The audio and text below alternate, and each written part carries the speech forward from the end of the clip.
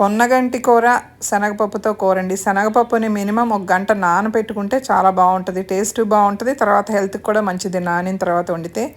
ఇలా పొన్నగంటి కూర అంతా కడిగేసి ఈ శనగపప్పులో వేసేసి 2 టమాటాలు, 4 పచ్చిమిరపకాయలు, కొంచెం కారం మీ కారాన్ని బట్టి వేసుకోండి, పసుపు, కొంచెం కరివేపాకు ఇవన్నీ వేసి కుక్కర్ పెట్టేసుకుని ఒక 2 విజిల్లు 3 విజిల్లు మీ దీన్ని బట్టి రానివ్వండి, కుక్కర్ పరిస్థితిని బట్టి. ఆ ఉడికిపోయిన తర్వాత కొంచెం ఉప్పు, చింతపండు జ్యూసు అన్నీ వేసేసి ఇలా మెదిపేసుకొని బాగా మెత్తగా మెదపొద్దు.